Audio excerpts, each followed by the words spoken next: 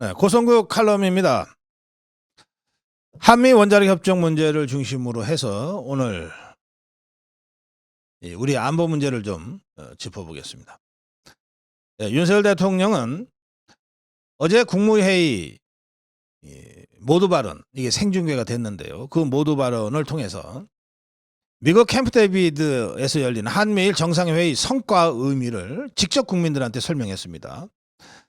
이 자리에서 윤석열 대통령은 그동안 이루어진 한미일 대화는 지속 기반이 취약했고 협력 의제도 제한적이었는데 이번에 캠프 데이빗의 정상회의는 3국의 협력 체계를 제도화했다.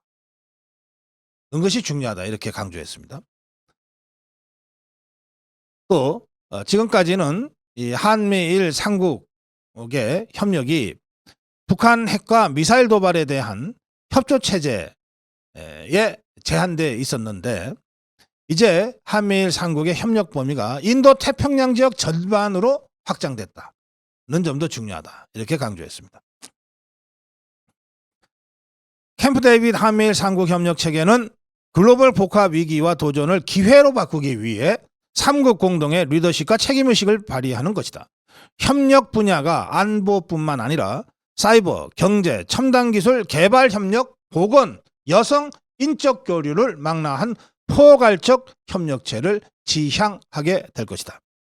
국민들께서 체감하실 수 있는 3국 협력의 혜택과 이득도 더욱 증대될 것이다.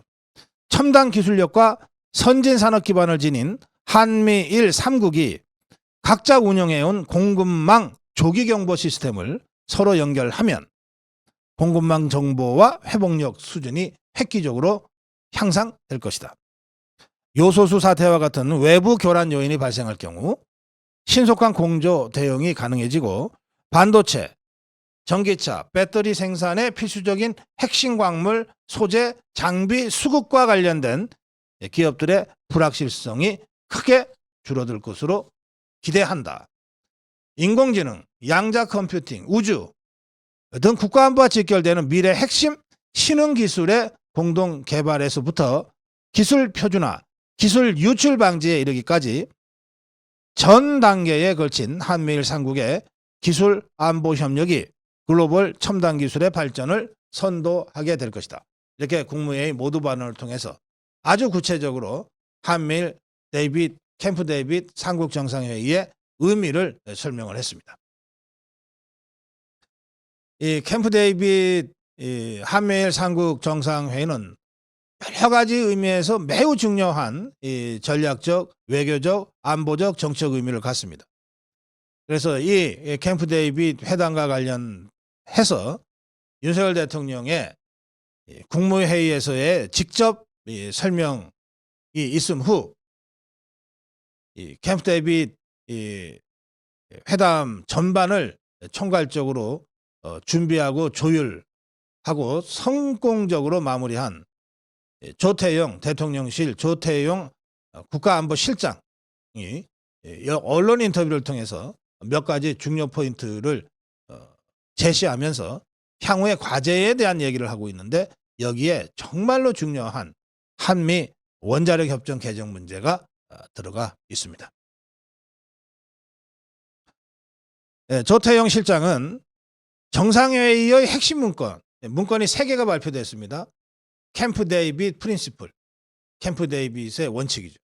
그 다음에 스피릿 오브 캠프 데이빗 정신, 그리고 공약인데 이 중에서 캠프 데이빗 원칙, 제가 이건 헌법에 해당된다 이랬잖아요. 원칙은 헌법에 해당된다, 정신은 법률에 해당된다, 공약은 시행령에 해당된다 이렇게 설명드렸는데 당연히 최상위에 있는 헌법에 상응하는 캠프 데이빗 원칙이 제일 중요하죠.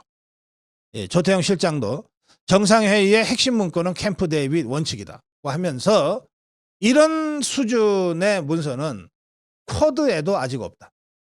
쿼드는 이미 몇 년 전에 가동이 되고 있는 또 다른 집단안보 체제인데 그 쿼드에도 없는 이 캠프 데이빗 원칙이라는 문서를 이번에 한미일 3국 정상이 채택했다. 그 정도로 이번 회의는 중요한 의미를 갖는다. 이렇게 설명했습니다. 그러면서 동북아시아 세계 질서에서는 좀 변방이라고도 할 수 있는 동북아시아에서의 대한민국이 아니라 이제는 인도 태평양 지역의 중심 국가로, 글로벌 중추 국가로 명실상부하게 진출했다. 캠프 데이빗 회담을 통해서 이미 그렇게 진출했다. 이렇게 설명했습니다. 그러면서 아주 중요한 전략적 발언을 합니다. 조태영 실장의 발언은 이렇습니다. 일본은 우리보다 먼저 미국과 원자력 협정을 맺어서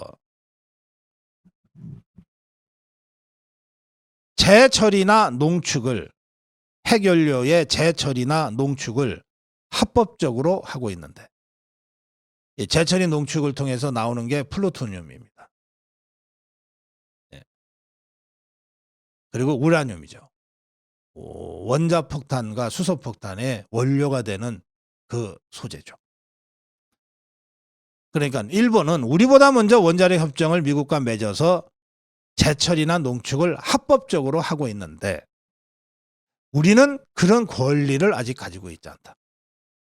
그런 부분들을 앞으로 풀어나가야 할 과제라고 저는 생각한다. 이렇게 얘기했습니다. 인터뷰에서 공개적으로 발언한 겁니다. 우리 입장에서 보면 정말 황당하죠.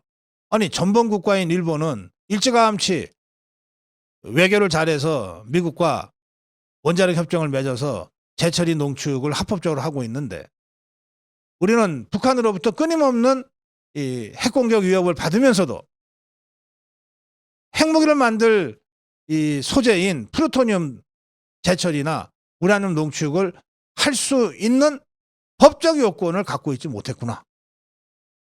이런 우리의 현실을 적나라하게 우리가 다시 인식하게 되는 겁니다.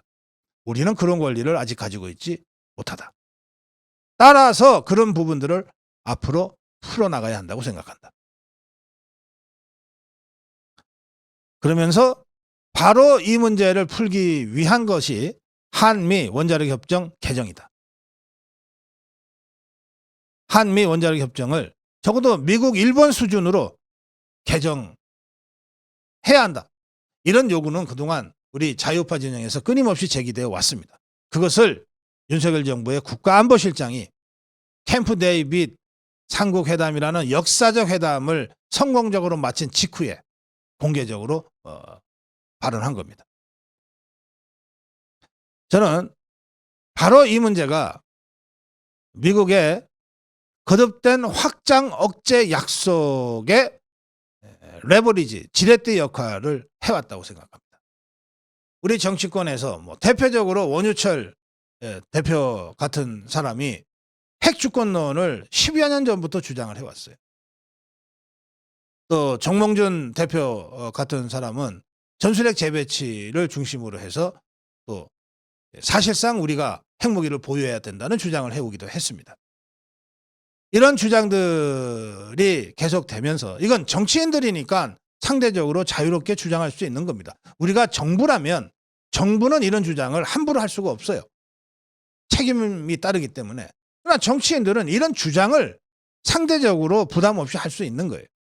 이런 주장 저런 주장들이 나오고 또 이들이 미국의 주요 정치인들이나 특히 상원 군사위원회와 이 외교위원회를 맡고 있는 미국의 의회의 주요 정치인들과 만났을 때 미국 그 주요 정치인들한테 한국의 여론을 전하는 방식으로 이렇게 계속 압박을 가함으로써 미국이 지금까지의 해구산 약속보다 훨씬 더 진전되고 강화된 확장 억제 약속을 하게 되고 그것을 구현하는 실질적인 회의체인 NCG 결성에 더해서 한미일 삼국 안보체제 구축으로까지 나가게 됐다. 이렇게 제가 여러 차례 설명드린 바가 있습니다. 지금 조태영 실장의 한미 원자력 협정 개정 필요성 공개 언급도 바로 그런 의미에서 레버리지 효과가 아주 강력한 그런 요청이다. 그런 발언이다. 이렇게 제가 그 의미를 부여합니다.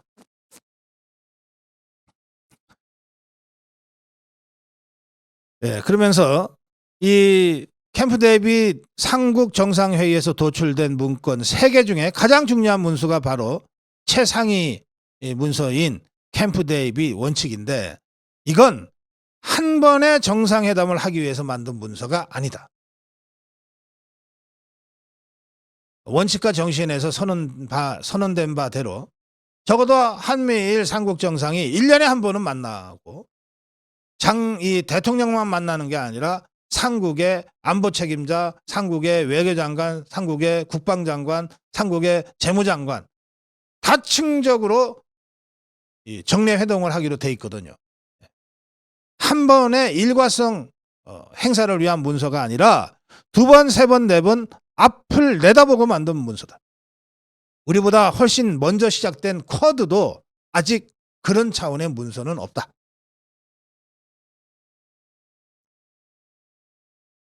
이렇게 캠프 데이빗 삼국 회담의 전략적 중요성과 의미를 설명했습니다. 그러면서 결론적으로 한미일 삼국은 과거에는 선별적으로 협력하는 관계였다면, 특히 일본과는 그랬죠. 이제는 한미일 협력이 상수가 됐다. 또 인도태평양 지역 권역에 있는 다른 국가들도 한국, 미국, 일본이 어떻게 입장을 정하고 행동하는지를 주목하지 않을 수 없게 되었다. 우리나라가 명실상부하게 인태의 중심국가, 글로벌 중추국가로 나아가게 된 결정적 계기가 캠프 데이빗 한미일 삼국 정상회담이었다. 조태영 안보실장의 이 의미 부여에 대해서 전적으로 제가 공감하면서, 이러한 성과를 앞으로 어떻게 대한민국의 발전과 대한민국의 든든한 안보 구축으로 심화 발전시켜 나갈 것인가, 특히 한미 원자력 협정 개정 문제를 어떻게 세련되게 외교적으로 이걸 소화시켜 나갈 것인가 하는 등등의 문제와 관련해서 윤석열 정부 외교안보팀의 고도로 전략화된 그런 행보를 앞으로 기대합니다. 고성국 칼럼이었습니다.